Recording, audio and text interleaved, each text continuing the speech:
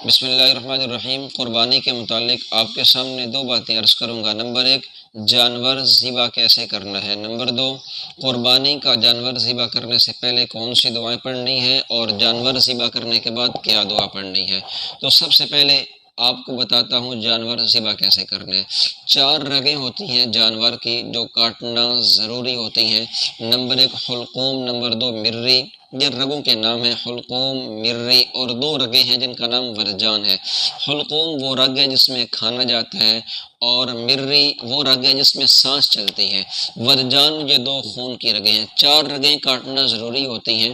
اگر غلطی سے آپ 4 نہیں کاٹ سکے، 1 رہ گئی ہے، 3 کاٹی ہیں، آپ کا جانور حلال ہو جائے گا۔ لیکن اگر آپ نے 2 رگیں کاٹی ہیں اور جانور کی روح پرواز کر گئی ہے تو جانور حلال نہیں ہوا، حرام ہو جائے گا۔ اس لیے 4 رگیں کاٹنا ضروری ہے، حلقوم، مرری اور 2 رگیں ورجان۔ اگر 4 نہیں تو کم از کم 3 رگیں کاٹنا ضروری ہے۔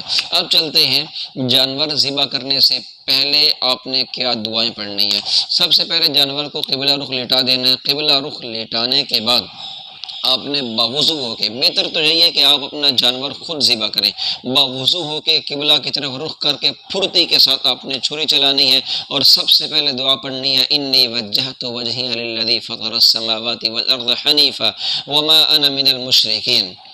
انی وجہت وجہی للذی فطر السماوات والارض حنیفا وما انا من المشرکین ان صلاتی ونسکی ومحیای ومماتی للہ رب العالمین لا شریک لہ وبذالک امرت وانا اول المسلمین۔ یہ پڑھنے کے بعد آپ نے پڑھنا ہے اللہم منک ولک، پھر بسم اللہ واللہ اکبر پڑھتے ہوئے پھرتی سے آپ نے چھری چلا دینی ہے۔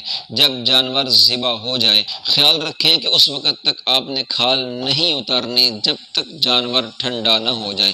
ذبح ہونے کے بعد آپ نے دعا پڑھنی ہے اللہم تقبلہ منی کما تقبلت من حبیبک محمد صلی اللہ علیہ وسلم وخلیلک ابراہیم علیہ الصلاۃ والتسلیم۔